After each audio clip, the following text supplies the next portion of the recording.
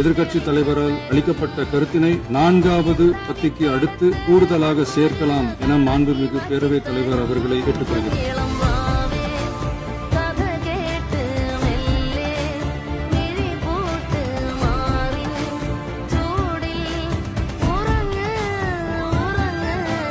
மேகதாது அணை கட்டுறது தொடர்பாக தமிழ்நாடு அரசு மார்ச் 4ஆம் தேதி 2026ஆம் ஆண்டு அன்றைக்கு எழுதின கடிதத்துல கேட்டுக்கிட்டபடி மாநிலங்களுக்கு இடையிலான நதிநீர் தாவா சட்டம் 1956 பிரிவு 4 கீழ அந்த அடிப்படையில புதிய நடுவர் மன்றம் அமைக்க வேண்டும் என ஒன்றிய அரசை இப்பேரவை வலியுறுத்துகிறது அப்படிங்கறத என்னுடைய பெயரில் கொடுக்கப்பட்டிருக்கக்கூடிய அந்த திருத்தத்தை சேர்க்க வேண்டும் என்று உங்களை நான் கேட்டுக்கொள்கின்றேன். மாண்புமிகு எதிர்க்கட்சி தலைவர் அவர்கள் பேசும்போது அரசின் தனி தீர்மானத்தில் ஒரு கருத்தை சேர்க்க கோரியுள்ளார். அது குறித்து கீழ்கண்ட கருத்தினை பேரவைக்கு தெரிவிக்க விரும்புகிறேன். மேகதாது பிரச்சினை சம்பந்தமாக எனது தலைமையில் 26/5/2026 அன்று மேகதாது பிரச்சினைக்காக பிரத்யேகமாக தனி நடுவர் மன்றம் அமைப்பது குறித்து சட்ட வல்லுநர்களுடன் கலந்தாலோசித்து தனி நடுவர் மன்றம் அமைக்க ஏற்கனவே தேவையான சட்ட நடவடிக்கைகள் எடுக்கப்பட்டு வருகின்றன.